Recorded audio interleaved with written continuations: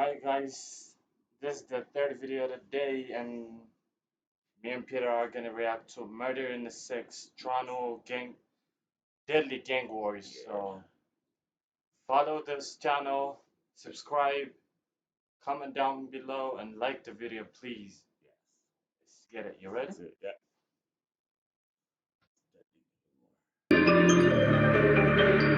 So first off, we've got the rappers and clappers coming from the north side, aka up top. Probably one of the most famous neighborhoods in Toronto drill culture is Jane and Finch, named after the nearby Jane Street and Finch Avenue. And you've also got nearby Driftwood off Driftwood Avenue and the Driftwood Core. Now, north side Jane and Finch and the surrounding areas have had a notoriously bad reputation in Toronto, with numerous articles having been written in the local media about just how dangerous it gets, with it regularly coming up as having the highest shooting rate in all of the city's police divisions. Of course, bearing some of the responsibility for the many local shootings are street gangs like the Driftwood Crips, who have been targeted by the Toronto police extensively. There was a massive bust on the Driftwood Crips in 2017 dubbed Project Chronic, where over 100 arrests and over 600 charges were handed out around 2017, with it even being said in court papers that the Driftwood Crips were out here supplying large amounts of fentanyl and cocaine to a network of dealers that even included Hells Angels biker gangs. These Driftwood mans are out here on some lost and damned shit. But it's not all about Bloods and Crips in North Jane and Driftwood. A lot of rappers hailing from this area with ties to the streets identify as 3L. Now I'm pretty sure that 3L It was Pressa. You know Pressa? Like, No. you know the song Canada Goose? Oh, we gotta react to it. Is it good? It's good, yeah. Okay, we'll react to it next.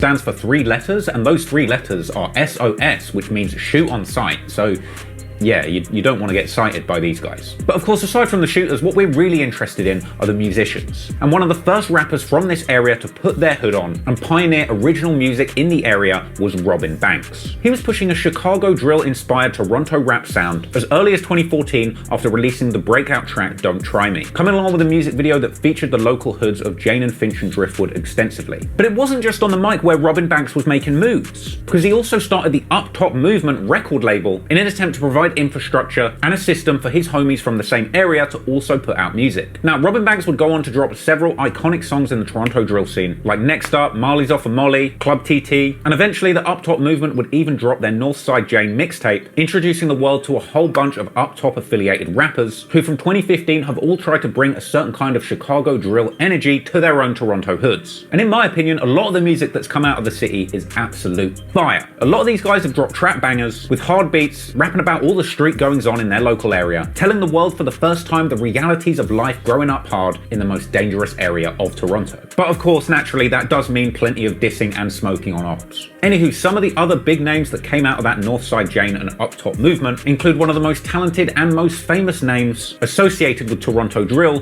Houdini. In fact, he was clearly destined for greatness in the drill world from early, after going viral as a teenager for posting a picture of him having put Chief Keef lyrics in his literacy test, which Chief Keef himself even retweeted. So Houdini begun his career collaborating on the track 456 along with fellow local rapper Burna Bands. Also on that track was the brother-brother duo the Tall Up Twins, made up of Double Trouble 4400 and 4400. Also coming out of Up Top, you've got rappers like YG35, YS, GD, FB. You've got another brother-brother rapping duo 21 Neat and 22 Neat, or 22 Filthy, with those two rapping together under the name Neat Gang. But of course, probably the most famous name to have come out of Jane and Finch is the babyface badass Pressa. He's one of the very few and probably the biggest rapper to escape the streets of Toronto completely and go mainstream in music, moving to LA to focus on his career and get away from the violence. Now, Pressa has a crazy family history and he has been a real G from a very young age. His father, Mark Gardner, was a bank robber who went on to commit murder in 1996, apparently calmly shooting a bouncer dead outside of a community dance because he had made him wait too long to get in. Pressa's dad got sentenced to 15 years to life for murder, with a brief attempt to get out of jail thwarted in 2010 when he was accused of still running a gang from behind the wall. In fact, he even managed to get a brief stint on bail, which ironically took place while Pressa himself was in jail. Yeah, he's still locked up. He came out on probation for I don't know, I can't remember, probably just under a year or maybe. And then he got violated for his parole, so he's still in there now. Actually, when he came out of jail, I went into jail. He came out and he was like answering my calls now, you know? Anyway, Presser's dad was aptly nicknamed Prestige, and this is where Presser's rap name comes from. Prestige, Presser, Prestige, Presser. Now, Presser himself got his first big debut in the rap game on the 2015 posse cut Was Gang. The track itself featured Presser, Robin Banks, GD, and FB, and was a tribute to their fallen friend Wasi, which is why sometimes you'll hear the G's from these areas referring to themselves as Wasi Gang too. Now, similar to Robin Banks, Presser and his brother would actually go on to start their own record label, Blue Feather Records, and once his career picked up steam, Presser went on to have one of the most illustrious careers of a non-singing rapper to ever come out of his city. But we'll get to Presser's impressive run in the music industry later on. But for now, let's look at some more demons. Because around 20 minutes drive away from Jane and Finch is another notorious Toronto hood named Lawrence Heights or Jungle. And this is home to Go Get 'Em Gang, aka the GGGs, aka the GGs. This is a feared crew of Toronto hitters, headed up by the GGGs, they go to Seattle as well. How come? They Because- just spread the gang there? Yeah, because these guys are Mali, Somalians, and the other guys Somalians, so They have stick connections. together. Yeah, bro. They do some drug deals and all of that. self-proclaimed Demon of Toronto top 5. And his story is crazy. Now, he picked up a I just wish we had a really good rapper come out of Canada, but not like Drake, like a really good like rapper, you know? Yeah. That's like as popular as Drake. There are good rappers in Vancouver, bro. But how come they don't get exposure? Like Because they're not gangbanging and stuff. Oh, that's yeah, that's yeah. what people do Yeah, these yeah. days like. you have to at least pretend. Exactly.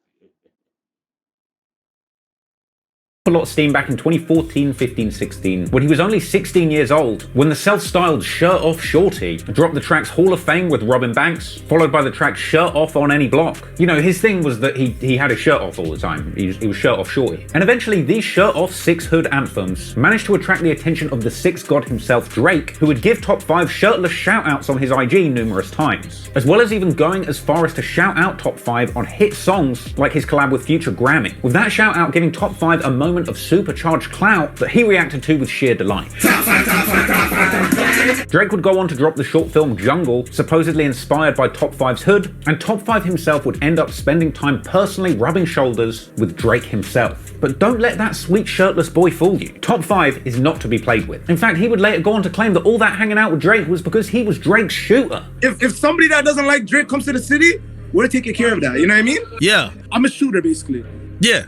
So you the I'm Drake's streets. shooter. No. Now look, that's all fun and games, but the truth is, Top 5 has been attached to some serious crimes. But we're going to get into all of that later as the story goes on. But back to the GG's lineup, Top 5 also had a brother that went by the name Foolish, as well as a homie that goes by the name Flipper, who Top 5 actually collaborated on his 2019 song Drill Some More, and you've also got Top 5's right-hand man 100, who I've personally got a lot of love for purely because he's one of the few Toronto rappers that actually raps over UK drill beats. And just a bit of advice for any Toronto mans that are just trying to blow up real fast, that's what we're trying to hear, man.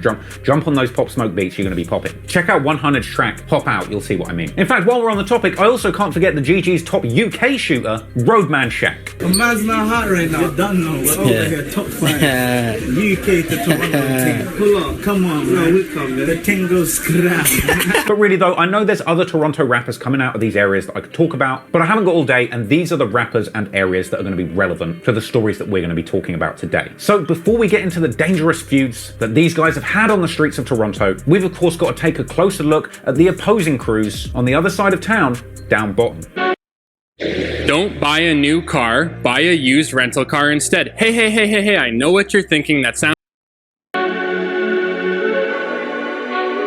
So in opposition to the crews we've just mentioned, there's a number of other hoods around Toronto that have issues with the up-top rappers. I've seen some of these crews described as down bottom, but really Toronto's gang politics is kind of complicated, and there's a handful of all splintered little groups having their own little beats. So I'm just going to make this as simple as possible. But one of the most significant areas on this side of town involved in Toronto street beefs is Regent Park, which is also described as one of the most dangerous areas in Toronto. And one of the most famous rappers coming out of Regent is of course Smoke Dogg. Away from the streets, he'd had an early crack at the rap game game around 2014-15, with one of the first songs he dropped being the track Still, aka Rabba. He dropped that track along with his homie Mo G, with both of those guys being members of a crew called the Halal Gang, a set of Islamic Toronto street rappers, which Toronto police classify as having their origins in Regent Park street gangs. Now, along with fellow members like Puffy Els, Safe, and Mustafa the Poet, the Halal Gang had truly put on for their neighborhood and done a lot to drive the Toronto drill sound forward. Smoke Dogg's 2018 track Trap House was a breakout hit for him, putting him on the map worldwide. Now, in addition to Regent Park, Rexdale is another area that's been a rival to Jane and Driftwood for quite some time. Being just over 10 minutes drive from Jane and Finch, Rexdale is yet another area with a feared reputation. The Rexdale Crips have a long history that stretches back decades. In fact, MindSoul6 on YouTube has a great video breaking it down, go give that a watch if you're interested. But here in the modern day, the area of Rexdale has spawned a number of poppin' rappers out of Toronto. This includes Nav, who isn't really in the streets like that, but also the likes of Young Lava and his brother Young Dubs, Ilium Payback, and from the older generation of Rexdale G's, you've got the likes of Sizzlack, aka LV, who was from Jamestown, Rexdale, and repped a crew called IDS. Sizzlack had the song Realist in the 6, and apparently his ops in Jane and Finch hated him and was straight up IDSK. And another big name from this area who you will definitely hear referenced in a lot of the opposition's songs is Slugger. Clearly the beef between these Rexdale mans and the crews coming out of Jane and Finch was incredibly heated, and the disrespect for the people that lost their lives as part of this feud continues in music to this day. Now, yet another hood that is relevant to this story is Falstaff 234, who have a long-running beef with Lawrence Heights, aka Jungle. Coming out of Falstaff, you have rappers like Nine, who also raps over UK beats sometimes. His track Too High is a straight-up banger, along with a few other names who aren't really relevant to this story, and another name that you are going to hear mentioned from Falstaff later on is Clutch. And then finally, you got connections on the south side of Jane and Finch, near Turf Grassway, home to the rapper Doovie, who makes fire music, by the way. He's kind of bringing a sort of NBA Youngboy, Lil Baby vibe to Toronto. It's good. So him, along with NHS JJ, are from South Jane, and they're going to get involved in the beef towards the end of this story. Now look, I know that's a lot of people, and I could really go on forever. There's a lot of parts of the city and parts of the story and other rappers that I could talk about, but we've got to draw the line somewhere, and these are the people we're going to be talking about today. So now you know who's involved, it's time to get into the back and forth between these crews, taking a look at the music that's dropped out of these areas, how the Toronto rap scene evolved into what it is today, and unfortunately, the insane amount of bloodshed that had to take place in order to make the scene what it is in 2021. Now, like I said at the start of this video, gangs are nothing new in Toronto, and the cops in the city have been spending decades trying to crack down on and bust the clappers and trappers that run these parts of the city. There was the 2005 Project XXX. These were busts on senior leadership in Rexdale Crip gangs, aiming to break up the so-called Jamestown crew. Then you've got 2007's Project Cryptic, a big bust on the Driftwood Crips, but it was a 2011 bust named Project Marvel, targeting a Jane and Finch-based street gang where our story begins. Handguns, automatic rifles, and more than $100,000 in cash.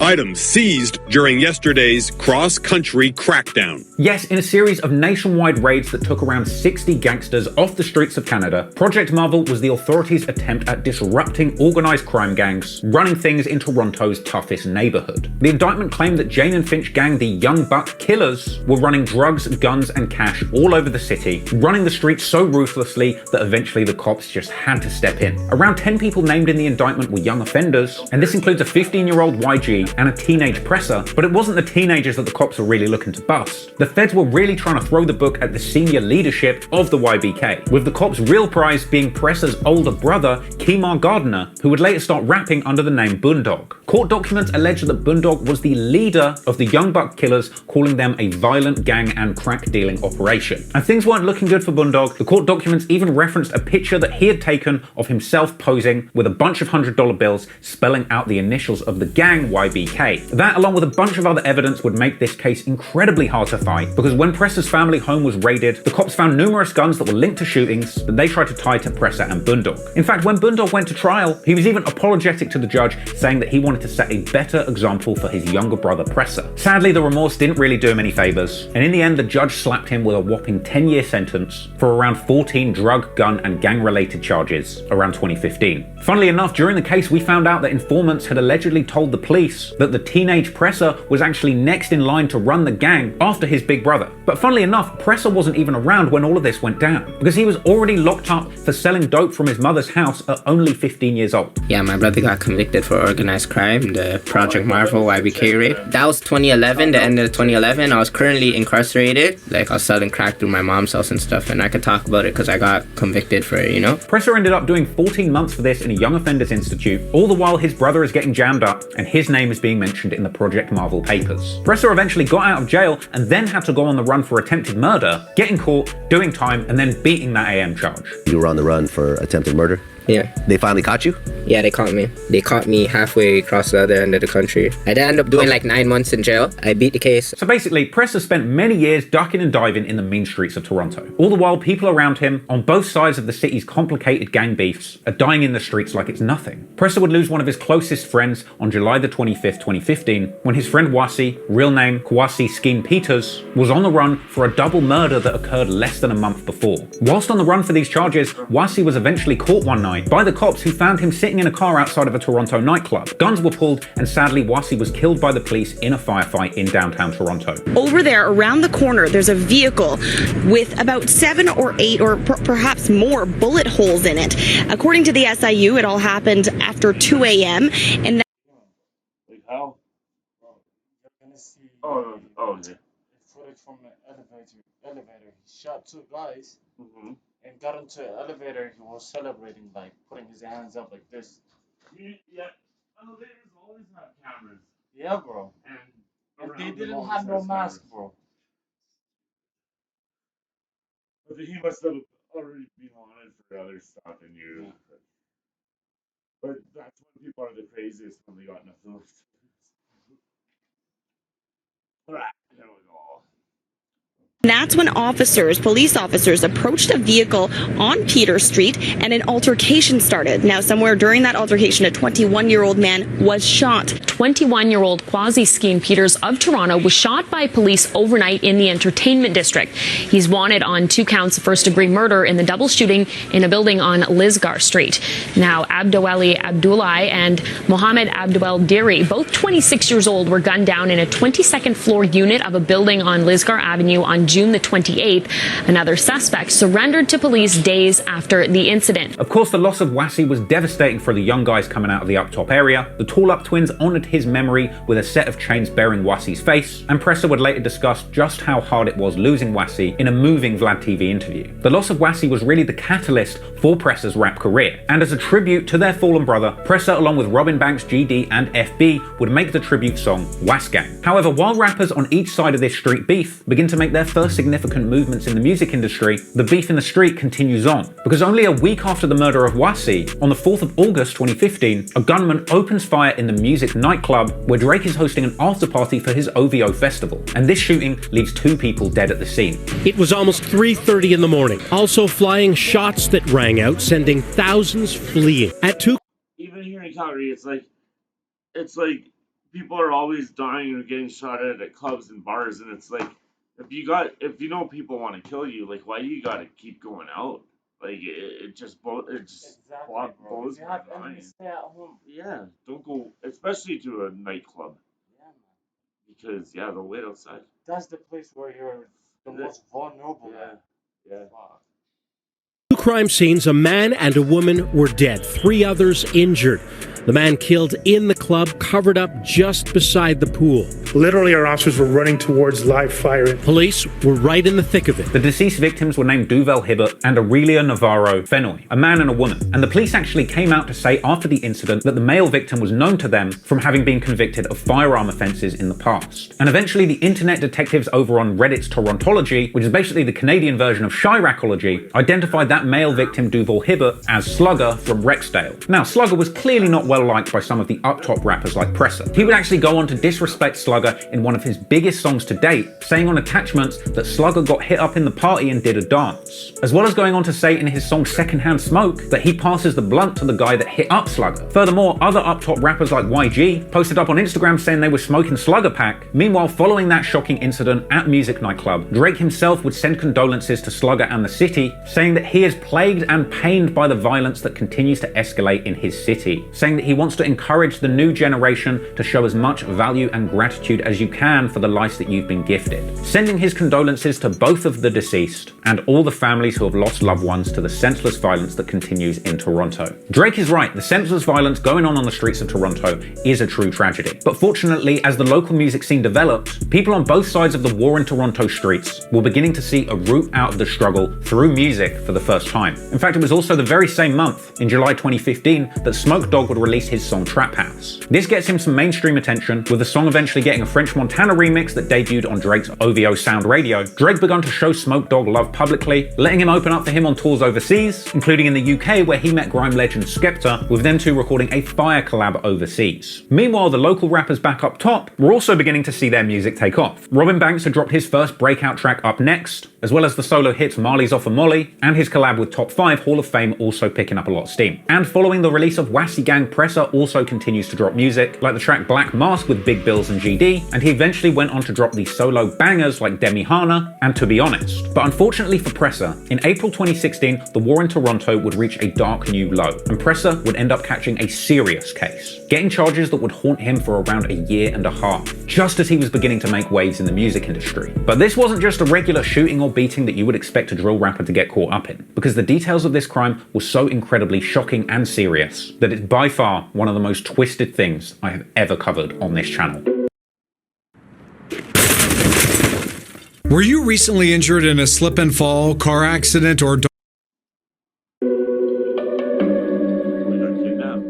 The streets of Toronto reached a new low in April 2016, when allegedly members of Toronto's Young Buck Killers were throwing a party at a rented apartment. At some point, members of a rival Queens Drive Crip gang tried to crash the event, leading to an armed standoff in a hallway where around 8 to 10 shots were fired. Apparently, shots rang out after members of YBK rode up to the apartment in an elevator, getting out of the 25th floor to confront the Crips that had crashed their party, and immediately opening fire when the elevator doors open, in a scene that was caught on CCTV and looked like something straight out of an old western. Now, in this clip, we see a gunfight in the hallway, followed by an alleged YBK member getting shot at. You can barely make it out in the footage, but essentially a bullet grazes his head, narrowly missing, and after dodging the bullet, he drops to the floor, sliding over to take cover behind the closing elevator door. That bullet in the elevator looked a hair away from being fatal, and as a result, the YBK members that had been shot at would come back with a serious response. Allegedly, the YBK members reconvened at a house in Swansea Mews, where they decided that they would target the two people who had supposedly told the Crips that their party was going on, with it being said that the next day the YBK members summoned two 17-year-old Crips to a property. Now, I'm not sure what they thought they were going there for, but when they arrived, they were then held captive for around 48 hours, over which time they were subjected to cruel and unusual torture, the likes of which I have never encountered in any kind of drill or gang story in the developed world. According to the police, the two 17-year-old youths were tied to a chair and beaten. During their beating, they were forced to play Russian roulette with a loaded handgun, and a shot was fired in the premises. And whatever was going on at that property was so bad that the police received multiple reports of suspicious activity and even visited the property. As a result of this added attention, the victims were then kidnapped and moved to multiple locations around the city to escape the cops as the abuse continued. And at this point, apparently things escalated even further, with it being reported that the two kidnappees were forced to do things of a sexual nature with each other. And that's not all. Apparently, these acts were filmed, and then the kidnappers got in touch with the victim's family, negotiating a ransom for their release. And the details for this ransom were apparently $3,000 for the release of the two kidnappees, and a final payment of $7,000 within a week, or the videos would be released. I have never heard anything so messed up in my life in one of these stories. So apparently the ransom demands were met, and the victims were released, eventually winding up in hospital, at which point apparently one of the victims made a statement to the police, which was then immediately withdrawn. But apparently there was enough forensic evidence for the police to go ahead and build up a case against the kidnappers without even having cooperating victims. And the police would go on to formally identify a number of potential kidnappers, even going as far as to identify the mother, sister, and grandmother of one of the suspects as people of interest too, because it was alleged that one of the places that the victims was brought to was a family home where everybody was in while this was going on. So, a few days after this ordeal all plays out, on April the 23rd, North Jane rapper Pressa, real name Quentin Gardner, is arrested on charges of kidnapping for ransom, unauthorized possession of a a firearm and assault with a weapon. And when he got to jail, Presser would quickly end up getting into a fight with some rivals there too. However, there would be some hope waiting for young Presser on the other side of the wall, because while he was described as a primary instigator of the violence, Presser's lawyer maintained that he had only played a minor part in the incident, and Presser wasn't identified as the ringleader of the attack, as apparently the most severe punishment in this incident was doled out by a 17-year-old named Ty Shay Pistol Gordon and a 23-year-old named Lincoln Anthony Richards, with cops saying that they were both last seen in the Lawrence Heights jungle hood. Now miraculously, in spite of these serious charges, Presser was able to make bail, during which time he would be free for a whopping 18 months. And thankfully, Presser truly used this time wisely, focusing intensely on his music career rather than the streets, finally giving himself an opportunity to escape the violence that had plagued him and his family for years.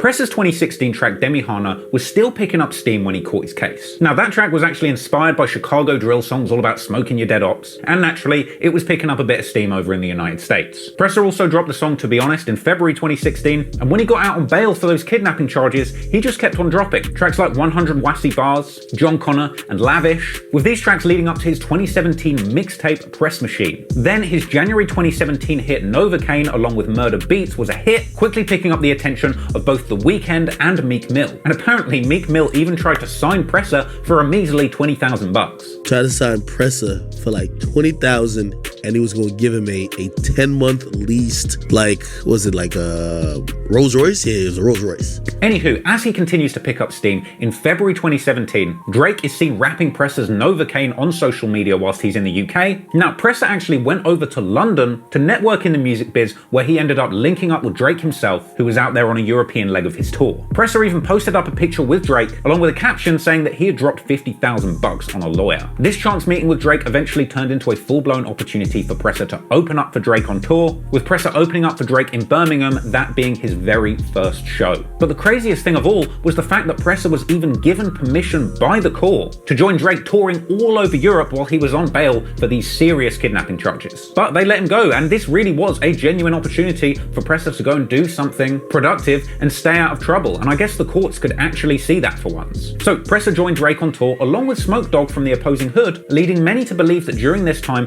Presser and Smokey had become friends, with them even collaborating during this period. Thing is, not everyone was thrilled about Presser joining Drake on tour. I mean, he was still sort of on bail for kidnapping and torture. Many articles were ran around this time asking what Drake was doing to bring a serious accused criminal on his tour. Rapper tours with Drake on European tour while on bail for serious charges. And apparently the Toronto police were never even informed of Presser's relaxed bail conditions, and the local cops were positively punching the air seeing Presser running all over Europe having a good time, with the cops allegedly even contacting venues in attempts to get Presser's shows shut down from another continent. And we even got to witness Presser finding out about his shows being cancelled firsthand in Noisy's excellent Six Rising documentary about the Toronto drill scene. Kidnapping and torture is just too far. Sorry for the late notice. The venue only raised the issue now. Sorry again. Now, this was a dope documentary that covered a lot of aspects of Presser's exciting come-up, and I think it's really important to just point out how focused he was at this time. He clearly wants to improve his life through the music and get as far away from the streets as possible. But really, I'm out here. I'm the next guy to be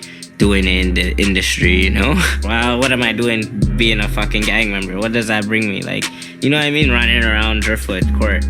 Like, what am I doing there, you know? Like, I have better things and better plans for my future, like. And throughout 2017, whilst on bail, Presser truly did stay focused, using his time in the UK wisely to collab with Peckham rap legend Giggs on the track Sexy, with that coming out only a month after Giggs had appeared twice on Drake's More Life album, so you know Giggs is tapped in with these Toronto mans heavy. And Presser went on to drop a whole second mixtape by the end of that year called Presser Brick. That project featuring arguably the biggest hit of his career so far, Canada Goose, along with fellow Toronto shooter Tory Lanez. Canada Goose sits today at a whopping 23 million views. But the biggest W of all would come for Presser at the end of 2017, when he was eventually cleared of all charges in that kidnapping case. This came after it was declared at a preliminary hearing that there wasn't enough evidence to identify Presser as the alleged gunman who struck the victim in the head, with it being said that the victim had tried to identify Presser using a YouTube video of him rapping, with all of that apparently just not being enough to wrap Presser up in the case. Now, those other two guys that were picked up initially with Presser were eventually convicted of the crime. Lincoln Richards Richards was brought back to Toronto from Montreal to face charges. Interestingly, he was also a rapper that went by the name Ransky Gleachy. He got convicted and sentenced to 6 years, while the alleged ringleader, Ty Shay Pistol Gordon, ended up getting 9 years. So by the time the charges were dropped and the true ringleaders of the crime were sentenced, Presser had made good on his promise to get out the streets, going legit as a rapper in the music industry. Presser would eventually leave Toronto, moving to Los Angeles, going full Hollywood, even winding up in a romance with fellow squeaky-voiced rapper Coi Leray. But the thing is though, even after leaving the city, Presser would continue to maintain his ties to the streets, but in his music, using his hit songs as opportunities to disrespect his ops, whether fallen or still standing. And even though Presser turned his life around whilst on bail, not long after he caught that kidnapping case,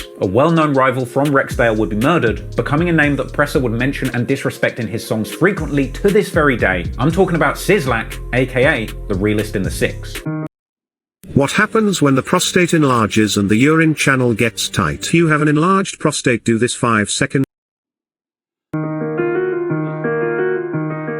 Pretty much the same day that Presser was arrested for that kidnapping charge, Sizzlack, aka LV from Rexdale, is murdered. He was shot along with 3 other people who survived during a shootout at a townhouse complex in the early hours of the morning. And the timing of Sizzlack's death was incredibly eerie. He was killed only days after releasing his biggest song, Realist in the Six, which came with a music video that had numerous shots where Sizzlack disrespected his ops, including a scene where him and a shopkeeper throw gang signs resembling a 3L upside down, signifying that they are 3L killers, which if you remember, 3L is another name for the gangs coming out of Jane and Finch. And not only that, but one of the very last posts that he made on social media was an ominous image, still circulating on Reddit today, saying that even shooters get shot. And according to the internet, he was really about it. And when his death made its way to the media, after being identified, it was revealed that Sizzlack was actually charged in a double murder years before his death. These were the killings of Elliot T-Bone Hughes and Garth Nicholas Palmer, which Sizzlack never went to trial for, eventually having one charge discharged by a judge in September 2010 and another withdrawn in October 2011, with Sizzlack in the end copping to a guilty plea of aggravated assault, only getting a 2-year sentence, even going on to rap about beating 2 bodies on his song What You Know About Me.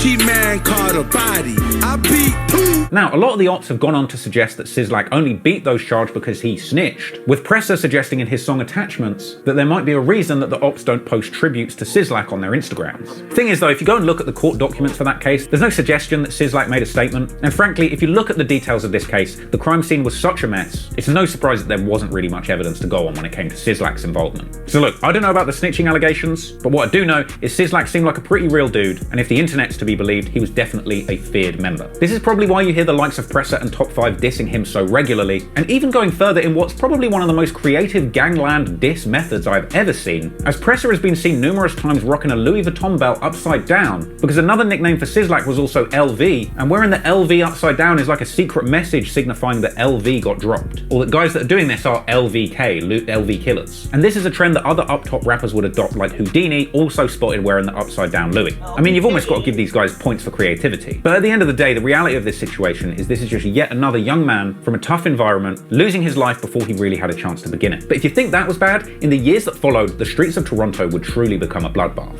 As in February 2017, news emerged telling of internal cleansing going on within the Regent Park-based gangs, with the war being described as an internal feud between the Halal Gang and Sick Thugs members, both from Regent Park. Now, I can't really vouch for how much violence in the streets is truly related to the music or the musicians that we've discussed in this video, but in 2016, a lot of young men and aspiring rappers from these areas would lose their lives in the most tragic circumstances. A deadly back and forth begun on the 23rd of March 2016, when an up-and-coming Toronto rapper named C-Sick, real name Sion Carrington, is murdered.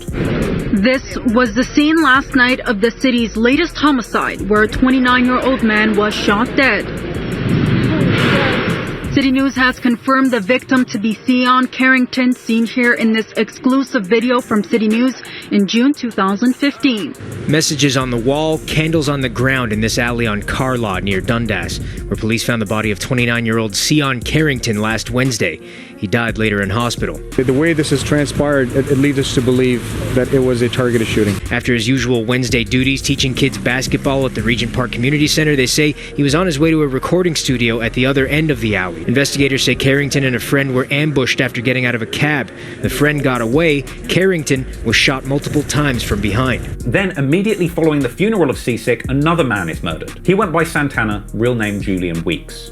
Julian was found by 51 Division Division officers lying on the ground, clinging to life in a large pool of blood in the parking lot of the Shell gas station located at Parliament Street and Richmond Street. Due to the large amount of blood that was present, officers began searching the area and found trails of blood that led back to the Queen Street East area in front of 362 Queen Street East. Julian was attending a memorial celebration at Annie's Bar for his friend Sion Carrington.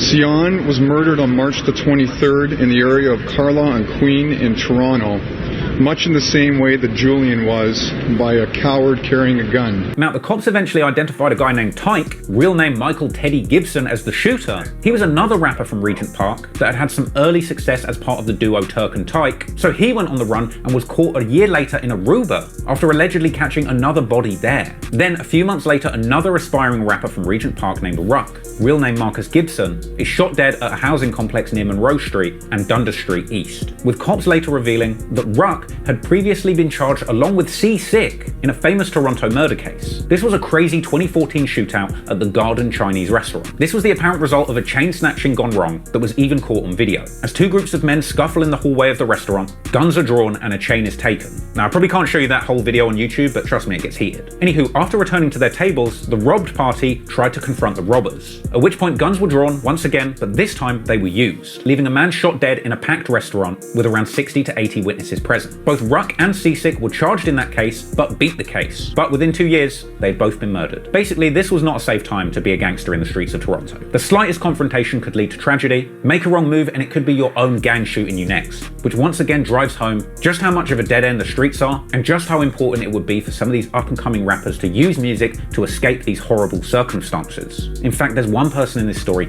who was so close to escaping the hood through music before suffering some of the most tragic circumstances possible, and that person's name is Robin Banks. Producers, imagine having samples that make you react like this. Okay, wait. As Presser toured around Europe on bail with Drake, and the gangs in Regent Park were shooting each other in internal wars, Robin Banks was making progress with his music career and the Up Top Records movement. His earlier songs like Was Gang and Up Next were becoming local classics, his catchphrase TT or Two Turnt was becoming a catchphrase in the city, tracks like Priceless with FB were racking up views, and rumours were swirling that Meek Mill was even gearing up to sign Robin Banks after he shared the song Priceless to his IG page. But behind the scenes, not everything was sweet. In January 2017, somebody was shot dead after a Robin Banks music video shoot. Furthermore, it was alleged that around this time, Robin Banks had apparently owed a $10,000 debt to somebody in the city, with posts circulating that suggested that he had been hounding Robin Banks on social media for the money for weeks. Whether or not any of these things have anything to do with what happened next, I can't be 100% sure of, but the fact of the matter is, on the 4th of April 2017, things finally caught up to Robin Banks when he was on a night out at the Cameo Hookah Lounge. Banks was caught off guard when somebody opened fire, hitting 3 people, including Robin Banks, who was shot 14 times, getting 1 bullet in the neck and 9 bullets in his legs. Gunfire breaking out in front of a packed nightclub. The chaotic scene left 3 people shot, sending a man in his 20s to hospital with life-threatening injuries. 2 others, a man and a woman, rushed to hospital with serious injuries. Police are investigating whether they were targeted or just victims of being in the wrong place at the wrong time. Initially, Banks was reported dead, but in reality, he had been rushed to hospital in critical condition. Eventually, news spread that he had survived the shooting and was fighting for his life in hospital. Meek Mill sent prayers on Twitter, and the Toronto rap scene waited on the edge of its seat to find out what happened. Ultimately, Robin Banks escaped with his life, but was left paralyzed, confined to a wheelchair. Naturally, the ops tastelessly made fun of this fact, but in reality, Robin Banks' injuries were no joke. Apparently, he was hurt so bad that his family had to take to the crowdfunding website YouCaring to raise a whopping $300,000 to cover his medical expenses. Tragic case, but at the very least, Robin Banks survived with his life intact, where the person responsible actually faced justice. Now, once again, an image has been circulated online that supposedly shows that loan shark that was after Robin Banks saying "got him" before turning their page private, but it's unclear whether or not this is real or belongs to the real suspects in the case. But what we do know to be true is that immediately following the shooting, the police actually pulled over and detained 2 suspects for questioning, but they didn't have any reason to keep them and they just had to let them go. Eventually realizing their mistake, the cops would put out a warrant for 2 people for attempted murder charges, Rashawn Anderson and Nicholas Roden, with the cops also identifying their black Honda Accord and its license plate, I assume from when they pulled them over. Rashawn Anderson turned himself into the police soon after the warrant was announced, while Roden remained on the run for a couple of months, eventually being arrested in July 2017 when he was caught with a 9mm pistol, an extended clip, and drugs. Toronto police have arrested the second suspect in connection with a North York shooting. The shooting happened in the parking lot of the Cameo Lounge near Steeles and Weston on April 3rd. The duo responsible for paralysing Robin Banks were eventually held to account for their crimes a whopping 3 years later. And in August 2020, Nicholas Roden was given a life sentence, with his younger accomplice Rashawn Anderson being given 16 years, both for attempted murder, with the prosecution saying both deserve to get life because the moral standing of the acts that they carried out on Robin Banks might as well have been murder. But fortunately, Robin Banks didn't let his paralysis completely crush his spirit, and once he recovered, he would continue rapping and releasing music from his chair, dropping the comeback song That's a No-Go, which featured news audio about his shooting, then going on to drop other big tracks like I'm All That and his mixtape Still Here, and continuing to push the Up Top movement as far as he could, overseeing the release of the Up Top Northside Jane mixtape, and generally just being an inspiring figure in the Toronto rap scene to this day, proving that you can survive the worst of the worst and still stay strong and not let it get in the way of building a fulfilling life, achieving your creative goals and chasing fulfillment. So for that, Robin Banks is a true inspiration for surviving what he went through and still continuing to pioneer and inspire the next generation of Toronto rappers. Big salute to Robin Banks for that. After the paralysis of Robin Banks, in 2017, there was no shortage of tragedies on the streets of Toronto. Another up-and-coming artist from Rexdale named Young Dubs was also picking up steam in the rap game. He got started early, dropping his first track, The Real, all the way back in 2012, slowly working his way up the Toronto rap scene, even eventually finding his way into the OVO circle, working with Drake's legendary producer 40, and recording a track called Gang at his studio. However, Dubs would never get to see that song be released, because before it came out on the 12th of May 2017, he would tragically lose his life after being shot in the head at a Brampton house. Our residents heard several gunshots around 10:30 last night. Police rushed here. They found a 28-year-old man with no vital signs. I'm told he was shot in the head and actually died slumped up against the doorway of one of the units. Another male with gunshot wounds showed up at a local hospital a few minutes later, and he's been transported to a trauma center in Toronto. Fans on the internet mourned the lost potential of Young Dubs after his killing, but of course the ops were less kind. YG and Houdini would diss him on their song Auntie, saying they put Dubs in their backy or tobacco, so saying they smoke him. But as the two opposing sides of Toronto's war would send shots at each other, their most feared op would prepare to strike. And I'm not talking about the gangs, I'm talking about the cops. Because in June 2017, Toronto cops hammered the Driftwood Crip gangs in response to all of the activity in the streets, launching Project Chronic, an enormous operation that apparently involved 800 officers from 2 police forces across Ontario.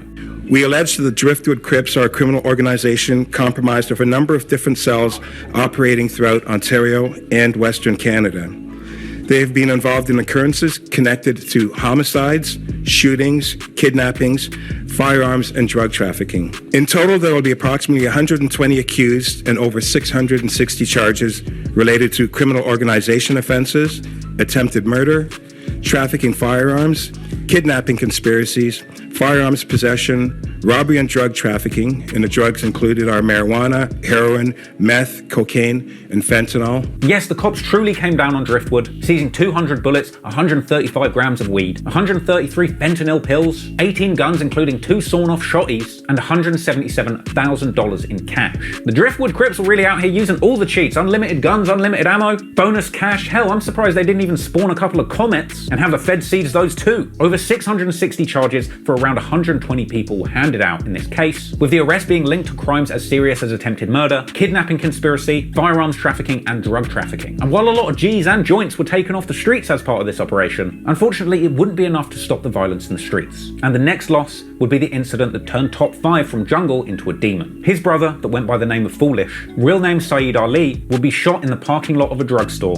on July the 31st, 2017, only a few minutes away from him and Top 5's hood of Lawrence Heights. This whole area littered with shell casings, including this blue car right across the street here. So there may have been a chance.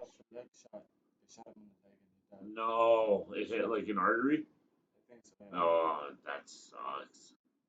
There may have been some kind of altercation between the victim and his attacker or attackers. Police cannot confirm yet. They do say, though, they believe that Mr. Ali and his attacker or attackers exchanged some words. Foolish would later succumb to his gunshot wound and passed away. Foolish seemed like a real happy-go-lucky guy on social media, and it's unclear whether or not he was really in the streets like that, or whether that bullet was meant for Top 5 himself. But regardless of why it happened, the loss of Foolish affected Top 5 massively. He would go forward from this incident with a chip on his shoulder and a score to settle, eventually becoming what he would describe as the biggest demon in the city. But before we get to that, let's turn the page to 2018. Another tragic year for Toronto drill, as one of the biggest and most promising names in the scene would lose their life.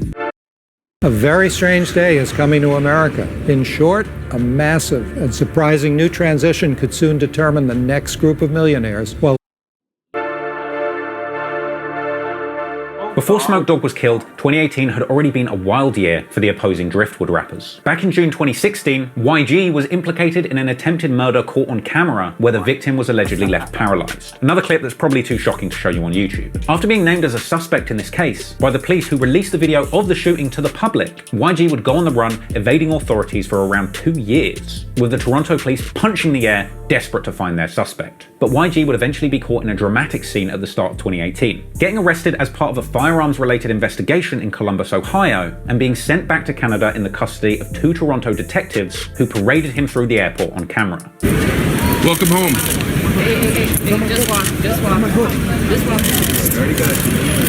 But in a shocking turn of events, YG would beat his attempted murder case within 5 months, announcing in November the feeling of beating those charges being better than sex, as well as a post tagging Presser saying that he gave $50K to his lawyer, with YG even checking in with DJ Academics, later retelling the entire story like it was nothing. I've been in America hiding from the fucking police in fucking Canada for 2 years.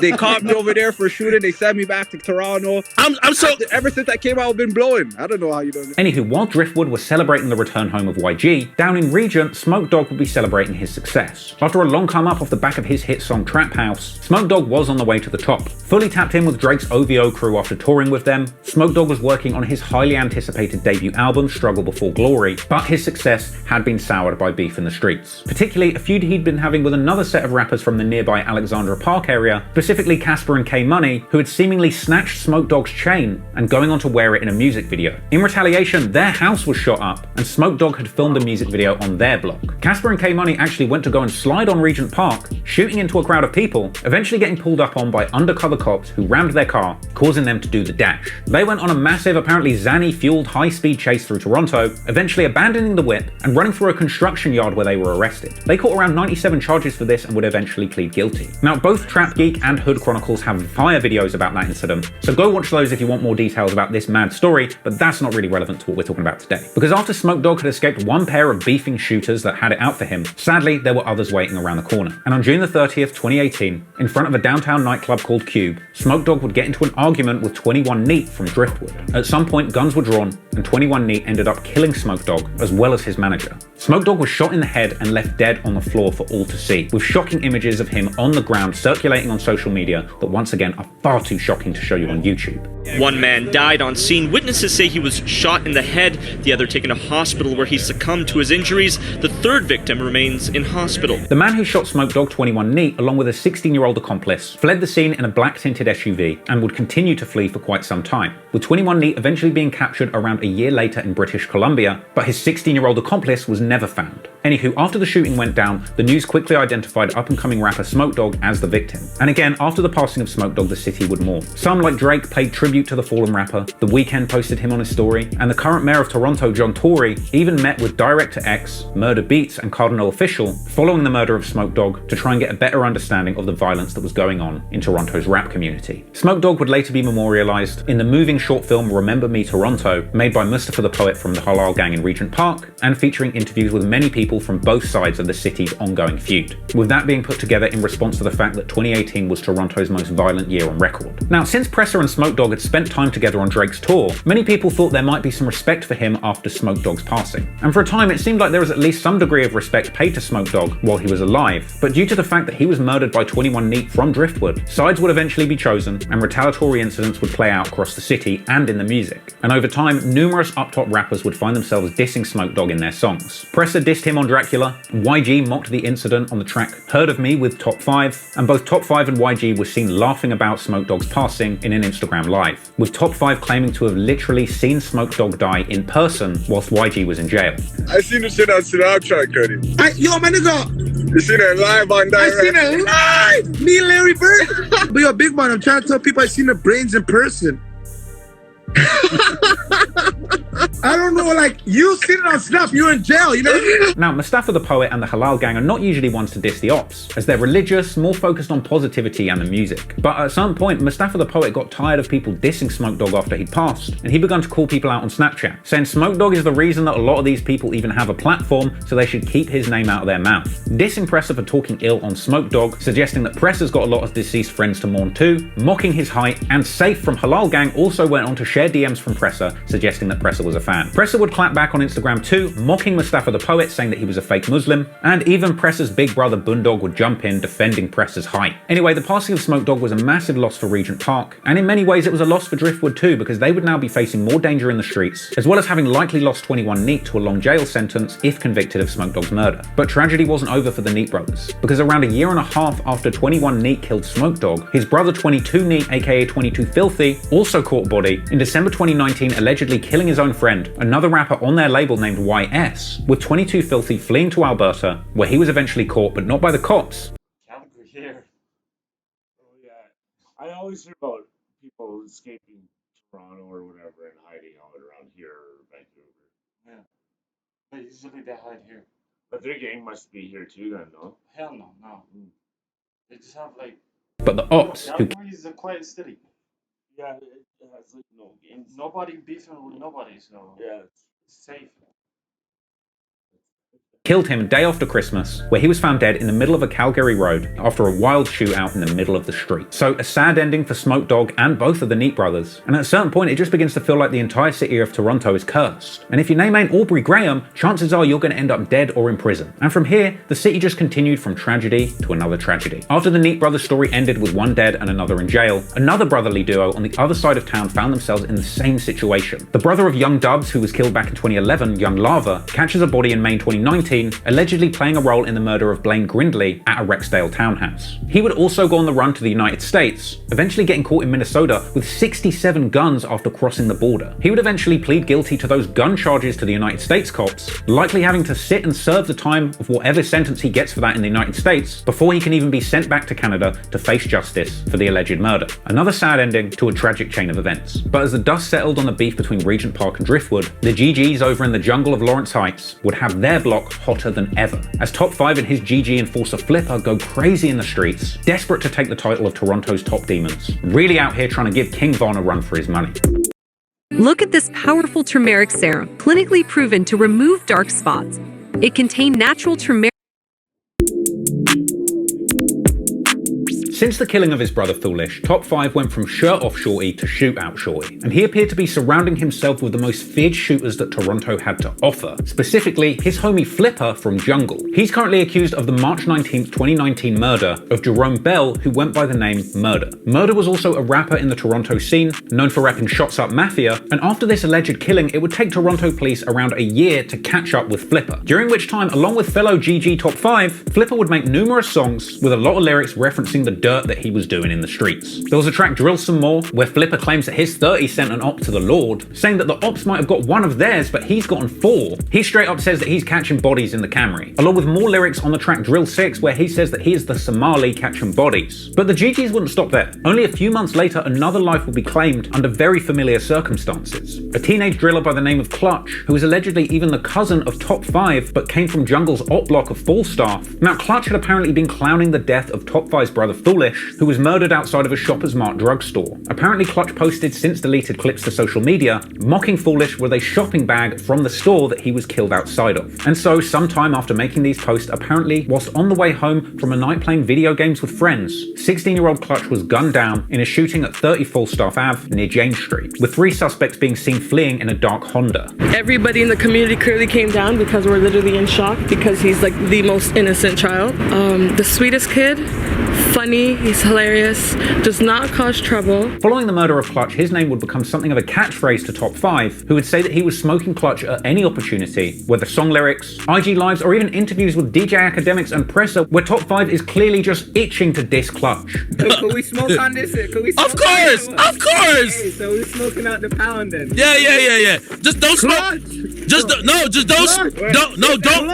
Don't smoke on no ops. Don't just smoke. Just smoke. I'm smoking on that Clutch. No, man, rest in peace to whoever clutches. Anyway, like a lot of Toronto mans who catch a body and do the race, Flipper couldn't outrun the cops forever. Around a year after the murder of Murder, Flipper, real name Saeed Mohideen, is arrested for murder on March the 12th, 2020. And then, in a shock turn of events, while in custody, he is charged with another murder for apparently having taken out a reputed Toronto mob boss. Seriously, if the cops are to be believed, Flipper was out here icing made men from the mafia. And of course, after his arrest on 2 bodies, Top 5 was positively beaming with pride over his homie's many deadly crimes. I hang with demons. Flipper just got caught with 2 bodies. He's gonna beat it, innocent. Flipper. But that was my big dog. They just arrested him for 2 bodies. What? But if you thought that was crazy enough, it doesn't end there. Because even after getting taken to jail, Flipper ended up going viral on social media once again after getting his hands on a phone in jail and recording a video with him and all of his homies smoking big gas in the prison wing, a clip that was eventually released on Top 5's Instagram. It looks like a pre-COVID party, but sources tell City News that video was taken within the past month here at Toronto South Detention Centre. That video shows several high-profile inmates smoking pot, using contraband technology, and ignoring all COVID precautions. A whole lot of gang. Featured in the video is Toronto rapper Flipper, Saeed Mohideen, who is currently facing 2 murder charges for his alleged role in the March 2019 death of Jerome Bell. After the death of Smoke Dog at the hands of 21 Neat, along with the murder of his brother 22 Neat, both sides were mourning a great deal of loss. And sadly, the grief was far from over for the Up Top movement, who would go on to lose yet another brotherly rap duo in very similar circumstances. The Tall Up Twins, who had built a decent reputation in Toronto's rap scene by this point, having dropped their biggest song 456 with Burna Bands and Houdini, would soon find themselves in trouble. In October 2018, Tyreek Noseworthy, aka Double Trouble 4400 of the Tall Up Twins, along with Burna Bands and FB from the Up Top movement, was spotted late in the evening of the 25th, gathering a large number of plants at a marijuana grow facility. Only problem was, that's not their grow facility. They ended up getting confronted by 3 men who owned and operated the licensed grow, with one of those guys getting pistol whipped and eventually all of them being tied up. Now, unfortunately for the robbers, a female associate of the owners hid in a car outside and called the police. When the cops arrived, the thieves did the dash, with one making off in a car and the others running into a nearby cornfield. Thing is, those guys running were absolutely no match for the police's search team, which used dogs on the ground and choppers in the sky to hunt down these grow robbers. By 4 AM, everyone was in cuffs, including FB, who was even bitten by a police dog, and the cops took the trio of rapping robbers away, along with a U-Haul truck full of stolen weed and fully loaded weapons, fitted with laser sight scopes and a bunch of ski masks. All this would make building a case as easy as Lego for the Toronto cops, with things being made even worse by the fact that when they were in jail, FB and Tyreek went live on Instagram, taunting their capturers and waving around a prison shank for good measure. Long got the crows, nigga. Gang nigga, get around nigga, walk through nigga, y'all know the fuck rocker, man. Tyreek of the Tall Up Twins ended up getting sentenced to 4 years after pleading guilty, later being bailed and doing the dash, with him currently being wanted for breaching his terms, along with FB, who got a little over 4 years for his involvement in the case. Meanwhile, Burna Bands pled not guilty and is still yet to face trial. However, it wasn't Tyreek of the Tall Up Twins that would suffer the most tragic fate, because only 3 months after one Tall Up Twin was sentenced to 4 years in jail for the grow robbery, his brother Tyrone Noseworthy, aka 4400 from the Tall Up Twins, would get into a deadly confrontation at a condo party in Lakeshore West. At around 9 PM on January the 31st, 2020, 2 groups at the condo party had an argument in front of everyone, and by 10:30 PM, 2 men had opened fire in the unit and outside in the hallway. The scene was pure chaos and 3 people wound up dead under highly suspicious circumstances. Among the deceased were Jaden Coley, Joshua Gibson Skier, and Tyrone Noseworthy of the Tall Up Twins. The barrage of bullets began to fly at 10:20 last night, creating a scene of panic that's becoming all too routine in Toronto. Security guards inside the condo helped save one person's life according to property management. Sadly, 3 young men, aged just 22, 20, and 19, weren't so fortunate. But the craziest part is the police said initial evidence pointed to a double murder-suicide, with it being suggested that one of the people in the shootout may have killed two people and then themselves. But this version of events has been disputed by some, and the only thing that's really clear is that not many people will ever know the true circumstances of what went down in that condo on that day. But regardless, this was a big loss for everybody that repped Up Top. But arguably, their biggest loss was just around the corner, as in May 2020, we would see the tragic loss of rapper Houdini. Aside from Pressa, who by 2020 was living it up in LA, far away from the mean streets of Jane and Finch, the next biggest prospect coming out of the area was Houdini. He'd been making major moves in music at this point. His track Late Nights with Burna Bands was doing well, even going gold. He had a big song in November 2018 with Pressa called Up and Down. His 2019 mixtape Who I Am landed at 27 on the Canadian independent music charts, and one of his latest releases, a feature on Killy's track VVs, released by 6ixBuzz, the Toronto rap media organisation that had just signed a joint venture deal with Warner Music Canada, had people thinking mainstream recognition was just around the corner for a young Houdini. But the month after this release, tragedy would strike once again, as on May 26, 2020, Houdini is murdered in downtown Toronto in a brazen broad daylight hit. A lot of the incident was caught on camera, with a 6-year-old girl even being caught in the crossfire. According to police, a blue VW Tiguan had waited for Houdini for around 30 to 40 minutes, and when he was spotted, a bunch of guys jumped out the car and went straight for Houdini with guns. Tributes pouring in today for DeMargio Jenkins, the 21-year-old musician also known as Houdini, was shot and killed at King and Blue Jays Way Tuesday afternoon. Police believe Jenkins and a 15... Yeah. He's a famous rapper. Did you ever meet him? Nah. Did your cousin know him? They beef each other, bro. They beef each other. Oh, wow.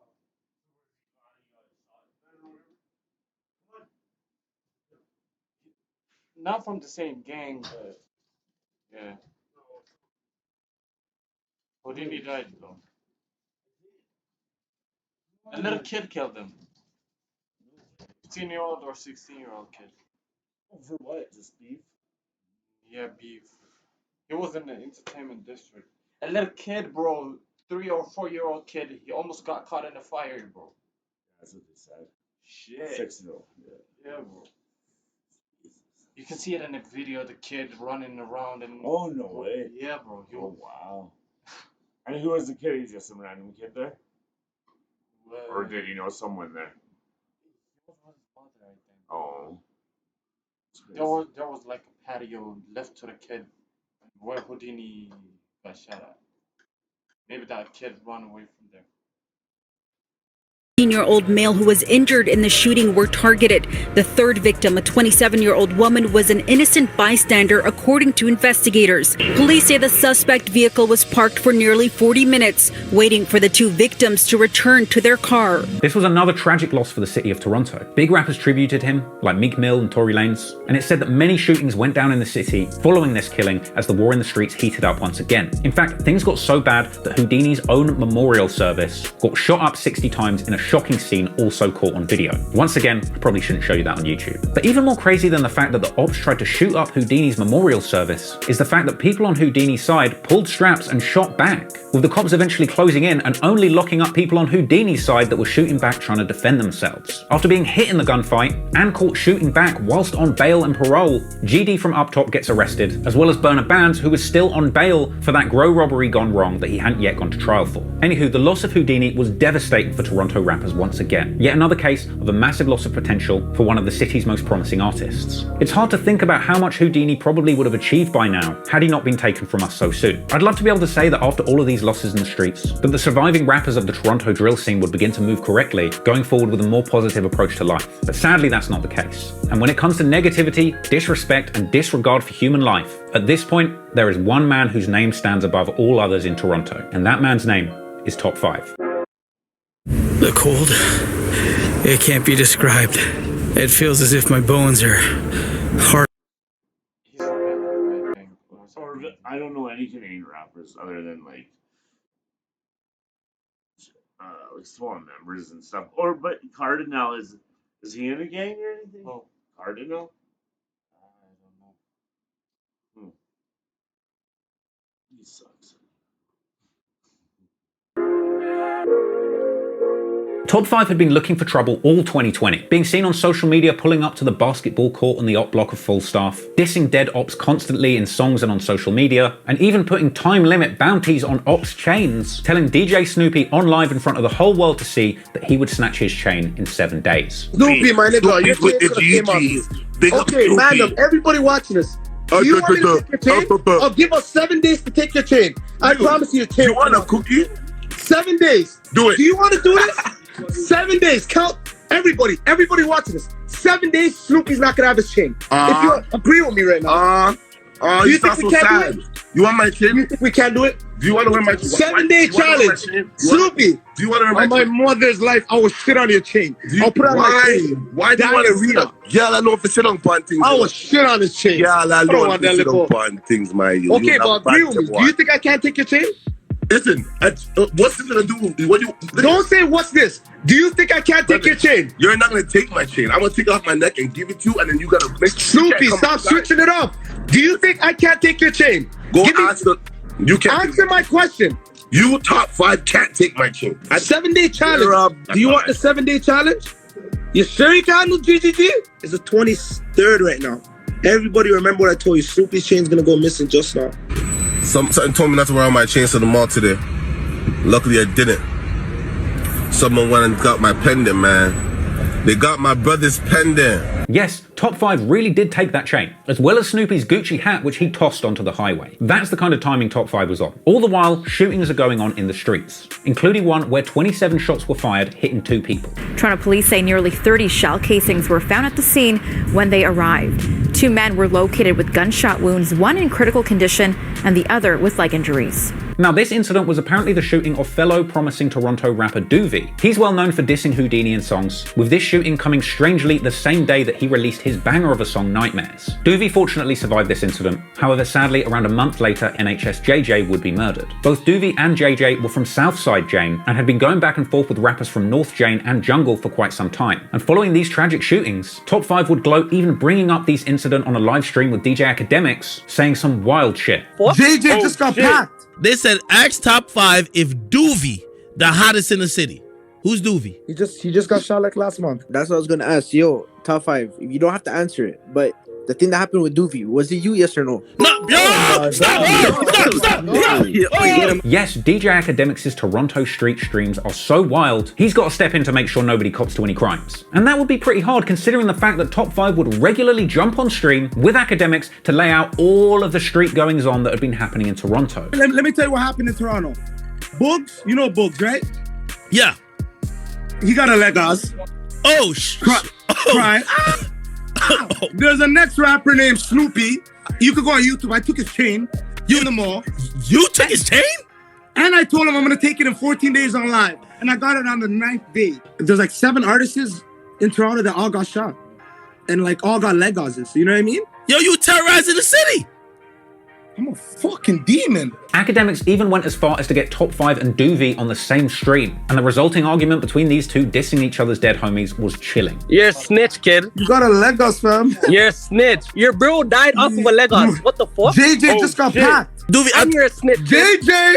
Yo, Doovie, I thought... Now, all of this beef going on Academics' streams was a big deal. Academics has pretty much the most influential rap platform in America, hell, the entire world even. And let's not forget the fact that Academics pretty much came up off of reporting Chicago drill street goings on, and for the first time, he was showing the world that the streets of Toronto were dangerous and filled with demons too. And these streams with the likes of Top 5, Chromaz, Presser, and other Toronto rap legends did a lot to put faces from Toronto on the map in the USA. However, you can kind of tell from the way that Top 5 got on these streams and would talk about crime so casually that he was perhaps beginning to take that demon shit a little too far. On January the 14th, 2021, he dropped his track 2 Cases, a tribute to his GG bro Flipper, who is still incarcerated on those 2 murder cases, with Top 5 dropping some demonic lyrics, dissing dead ops like Slugger and Clutch. But only 2 weeks after the song 2 Cases dropped, Top 5 would end up catching a case of his own. On the evening of January the 31st, 2021, emergency services were called to Jane Street and Falstaff Avenue after reports of automatic gunfire. And when cops arrived, they found a man inside of a vehicle suffering gunshot wounds who was subsequently pronounced dead at the scene. They found this victim at the scene suffering multiple gunshot wounds in life-threatening condition, but that victim was pronounced dead here at the scene. The victim was named as 20-year-old student Hashim Omar Hashi, with the cops claiming that he was just an innocent accounting student with no affiliation to gangs, just in the wrong place at the wrong time. But here's where things get weird. Just a week after that killing, Top 5 out of nowhere posts a news report to his Instagram where he appears to defend his violent lyrics, essentially saying that he only raps about violence for money and that he's not really like that, with the full segment emerging on Global News. Top 5 is part of a thriving Toronto hip-hop scene. It's internationally recognized thanks to artists like Drake, Tory Lanez, and The Weeknd. But this rapper says there's also a stigma related to crime and violence. To be honest, people see shootings here and they're scared. He says artists here have become polarizing figures, including himself. Millions of YouTube views, tens of thousands of Instagram followers, but like many, Top 5 also has his critics. Community members saying his music sends a violent message. He says that's what sells, but it's up to all of them to change that messaging. Rap less about the violence, because you don't want to eager somebody else to go do some retaliate, like rap less about violence. And we're getting to that, you know what I mean? We're getting into the industry. We're out here, we're trying to make the right records. Top 5 there, acting very different to how he does on Akademiks' streams, when he's talking about bodies on bodies that his team beats. And a week later, it became very clear why Top 5 might have wanted to scrub up his image in the media a little bit, as he's arrested for being an accessory to the murder that had happened 2 weeks before. But in a surprising turn of events, they didn't have enough evidence to hold him. And Top 5 was released from custody, later posting a hilarious clip where he claimed to have given his lawyer a GGG train and saying that he's 234K in front of him. I got my lawyer with me. All out of those. 234K. Cheers! Always for years. Look at this. Look at that. I'll tell you what, Top 5 is really going to put his lawyer's kids through college at this rate. Because around 3 months after being released on accessory charges, the police revealed that those charges had been upgraded to full-blown murder in the first degree. With the police naturally being unable to locate Top 5 and warning the public that he is still at large, violent and dangerous. So Top 5 is literally on the run for murder at this point. And you'd think that he would, lay low, keep a low profile, but no. Top 5 continued to post on his IG story, essentially taunting the cops who were desperate to find him and couldn't, going on to post up stories that reference his February Global News segment, saying that his violent lyrics are all cap and he's just trying to sell music for money, as well as him referencing his top lawyer, saying the cops upgraded his charges to murder with no new evidence. Top 5 also went live around the same time on Instagram, dissing Clutch. Clutch! Clutch! RIP to all fallen fucking soldiers. You guys miss me, eh? Well, I miss my nigga Clutch. Who's gonna snitch on Top 5? That's a good question. Who's gonna snitch on me? Clutch is mom!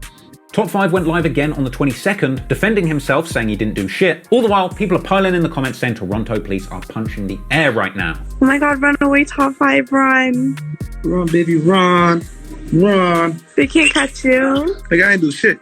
Everybody know I ain't do shit, but it's 144, but I'm still smoking Clutch. And at a certain point, the mere fact that Top 5 was on the run for murder and still posting to his social media becomes breaking news in and of itself. Artist has been connecting with fans on social media. There's just one problem. He's also on the run, wanted for murder. That appears to be Top 5, speaking out on a live streaming Instagram video over the weekend. His viewers tell him he's a fugitive. One asking, isn't Top 5 on the run for a body? The rapper seems to talk back. The only run I know is the treadmill. Now I know what question you're thinking, people. Surely Top 5 doesn't still go live with DJ Akademiks whilst he's on the run for murder, right? Oh, he does. Top 5 still turned up to DJ Akademiks' live Twitch streams whilst on the run for murder, with Akademiks seemingly unaware of the magnitude of Top 5's situation, or the likelihood that the feds will be watching and lurking, looking for clues on the whereabouts of Toronto's top demon. I thought it was just a song, but I heard they just caught you for 2 cases. And he said, bro, I'm gonna beat that. Easy. They try to frame me for some shit, nigga. Are they trying to frame me? Oh, no. Oh, man. He on the run. From what? Ain't no running going on? What y'all talking about? Yeah, right. I do need to get a little running. I'm gonna get a little run going on. Ain't nothing wrong with a little running. At this point, Top 5 was basically on a combined press run and on the run for murder, making headlines again when he went live the following month, this time seeking a sit-down with then Mayor of Toronto, John Tory, saying that he wants to speak to the mayor personally before he speaks to the cops. I'm telling them, if they want to meet me, tell John Tory reach out. If John Tory reaches out, I'm linking up with Eddie. Yo, you guys want to link up? Call John Tory and tell him I want to have a f***ing sit-down for f***ing 30 minutes. I want to spit my facts, and he spits his facts. I run Toronto. Goof. In response to Top 5's offer of a sit-down, Toronto Mayor John Tory released a simple statement saying, "I know the devastation and trauma that murders in our city have caused families and neighborhoods, and it's very troubling to know that somebody charged with murder has so far not made himself available to the authorities." But Top 5 didn't let what the mayor had to say or that body hanging over his head stop him from pushing his career forward either, and in August 2021, he would go live once again at a recording studio to assure fans that he's still got time to work on that album whilst he's on the run for a murder. Okay, we're at 1,000 already. Yo, listen, I want this to make the news tomorrow. Fucking. You guys want to know where I am? All you blogs, look. Look, Toronto's fucking mine. I'm in the studio working on this fucking album. I caught that nigga slipping, shot him in the back. And when I'm in the staff, I'm off that clutch pack. And when I'm in the E, I'm off that sluggy. Fuck sluggy. Fuck clutch. Nothing to snitch about. And I'll never ever be a snitch. I'm not part of no crimes. Nothing. I'm not with the shits. Everything you guys see is cap. The only thing real is Clutch dead. And of course, Top 5 goes on to taunt his newest top op once again, Mayor John Tory. Fucking hey, where the fuck's John Tory? And I still want to have my fucking dinner with you, little like, the fuck, you thinking me I'm a joke? Toronto's fucking mine. Hennessy. John Tory. Henny and pussy. When you're around me. Naturally, all of this brazen behaviour and mayor calling out had Top 5 quite literally going top 5 on Toronto's most wanted list. But it would turn out that Top 5 wasn't just going on the run and going live all of these times just for a laugh. Oh no, all of this sus activity on the internet was actually genuinely part of his promotional plan to push a new song that he released whilst on the run for murder, Movie, featuring YG and Presser's older brother Boondog, who did 10 years for that YBK conspiracy charge at the start of this story, getting out at the end of 2020, flying straight out to Dubai for a celebratory vacation, and beginning to drop songs under the name Boondog, with tracks like Brick for the Low and True Story both going very hard. But it was Boondog's appearance on Movie with YG and Top 5 that caught the attention of the drill community once again. On the track, Boondog says that he's smoking Sizzlack, as well as saying they're gonna murk Doovie and send him to JJ. And of course, Top 5 was all over the song, saying that he smokes Clutch and Slugger. And ladies and gentlemen, I know that you're waiting for the part of the story where I say that Top 5 was captured in a daring dawn raid of some little Toronto suburb that you've never heard of, but that's not the case. This is where the story ends, and Top 5 is still on the run for murder right now. And he's still going live with DJ Academics, talking crud on the ops, and pretending he's not out here, literally on the run for murder. Are you wanted by anybody or you're good? You straight or you good? I'm straight. You are straight. And of course, everyone's still in the comments saying the feds are watching. Well, clearly, they're not watching hard enough. He was just like my favorite Toronto rapper, literally of anyone. He was my favorite. And I just think he was 21 years old. Like, there's no way this should have happened. Julian was found by 51 division officers lying on the ground, clinging to life in a large pool of blood in the parking lot of the Shell gas station located at Parliament Street and Richmond Street. Police found the body of 29-year-old Sion Carrington last Wednesday. He died later in hospital. City News has confirmed the victim to be Sion Carrington, seen here in this exclusive video from City News in June 2015. Tributes pouring in today for DeMargio Jenkins. The 21-year-old musician, also known as Houdini, was shot and killed at King and Blue Jays Way Tuesday afternoon.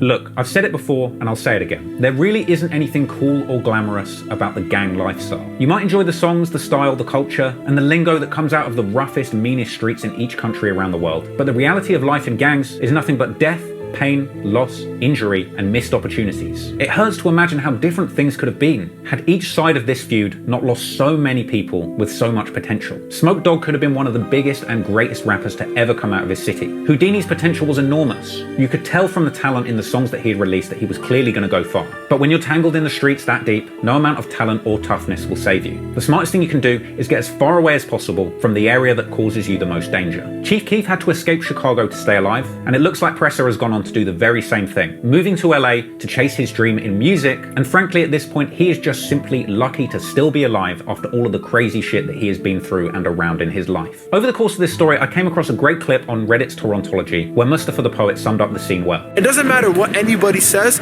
none of these niggas are taking W's.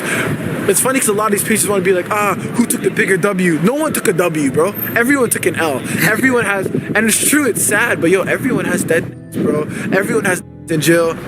Everyone has niggas that are poor, that you know what I'm saying, that don't know how to provide for themselves, don't know how to provide for their families, and for as long as that's the reality, everyone is at a loss, bro. You know what I'm saying? That's facts. No one really ever takes a W in the streets. Whether it's Chicago, Jacksonville, Toronto, or London. Whenever you make the decision to lean into the streets, rather than into a better lifestyle trying to do good for your people, you're going to end up taking an L eventually. In many ways, the most inspiring and potent story of this whole saga is that of Robin Banks. He was shot and paralyzed as a result of his ties in the streets. But after suffering a fate that many people would consider worse than death, he continued to focus on his passions, making music, putting on his people, releasing projects, running his label, and ultimately inspiring the next generation to do better, focus on music, and avoid the worst possible outcomes that a street life can deliver.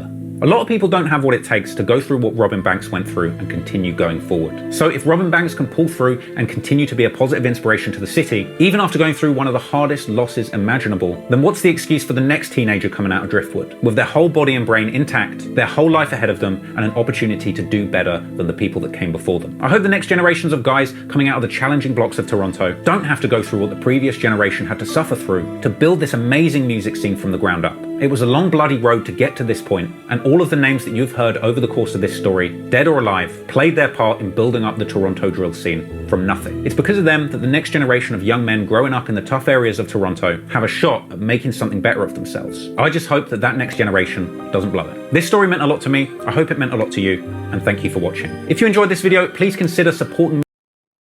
No, I will not support you. It was an alright video though. It was alright, yeah. I thought it was gonna be not interesting. Yeah, the way he breaks everything down, I don't like. I like. There's way better guys, and they're Canadian, and they talk about the stuff. But all right, well, See you guys in the next video. yeah. See you in the next. Subscribe. Like and comment. Peace.